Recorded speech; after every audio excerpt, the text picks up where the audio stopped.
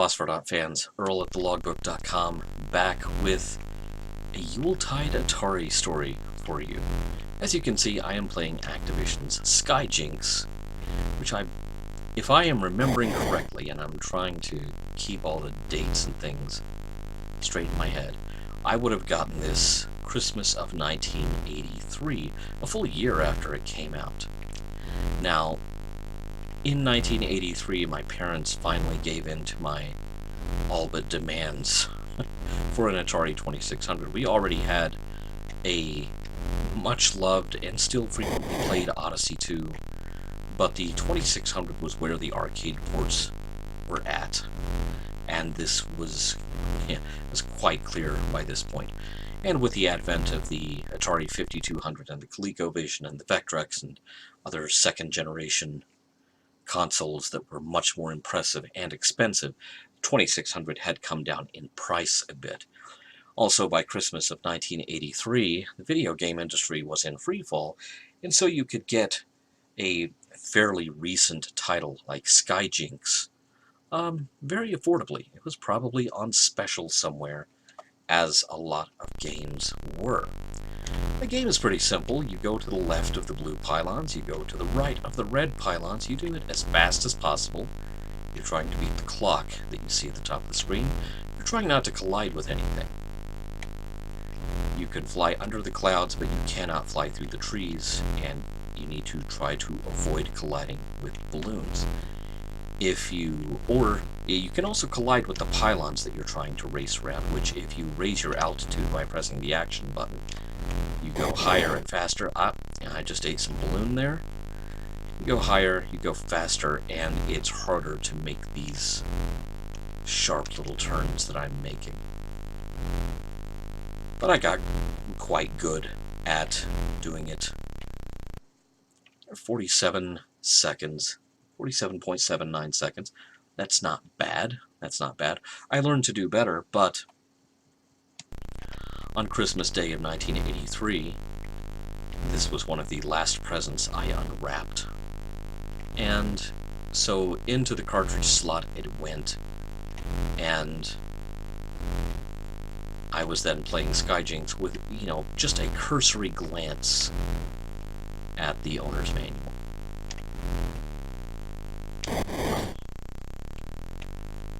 The funny thing is, the very first time I played this game, I played it much better than I am playing it right now. It's not that I had had any practice. I had never laid eyes on Sky Jinks before outside of, ads and mentions of it in Electronic Games Magazine and other publications of their ilk. But it's such a simple game. And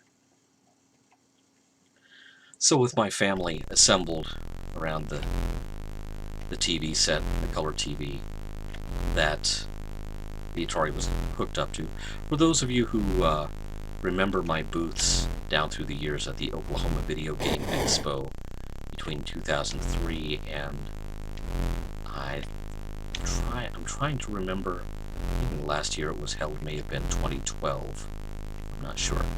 It went on for about 10 years. And I frequently lugged this very same Zenith TV, which predated, it didn't predate TVs with remotes, it just didn't have one.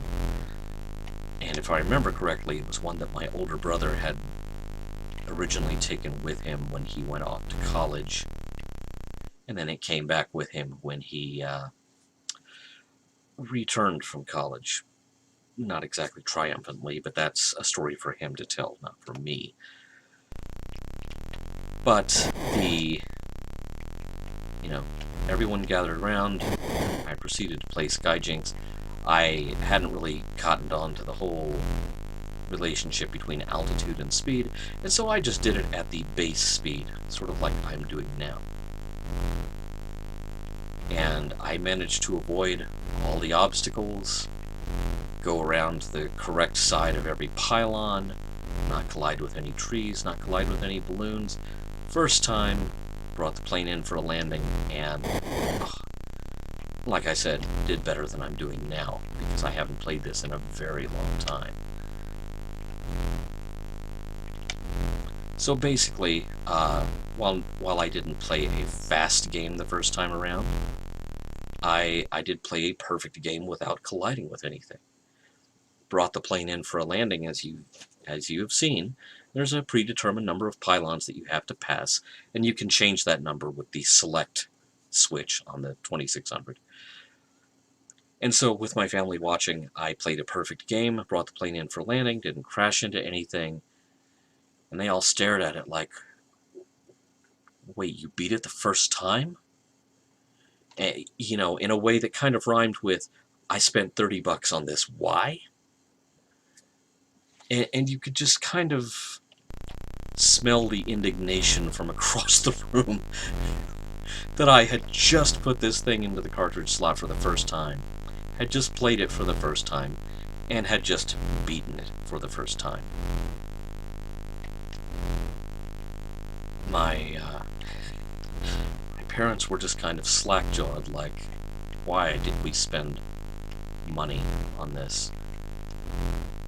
My older brother was laughing because I think he imagined I was about to get in trouble for this somehow. And my grandmother finally piped up and said, well, maybe it's because he's that good at it.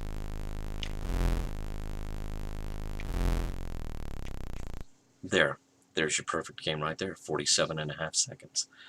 About as good as you can do without raising your altitude and your speed. And, you know, my grandmother just reasoned that, if I'm good at one game, I'm good at all video games. Which, stick me in front of a modern fighting game and I will disprove that for you. Mainly because I don't like modern fighting games and won't stay there long enough to play it. But there you have it. A story of Christmas morning, open presents, frustrated parents, and a game of Sky Jinks. Happy holidays. Thanks for watching. We hope you'll be back for more Phosphor.Fossils.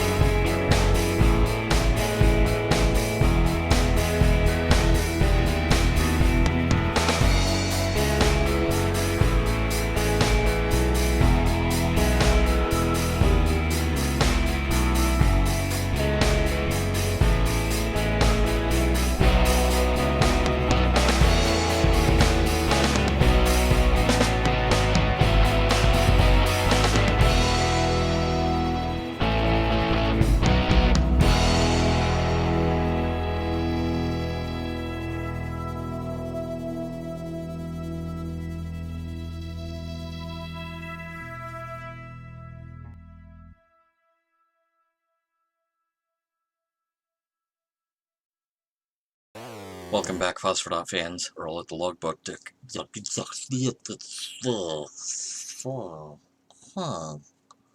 Okay, so we're gonna play some Atari games. At the American Museum, not the American Museum. Yeah, let's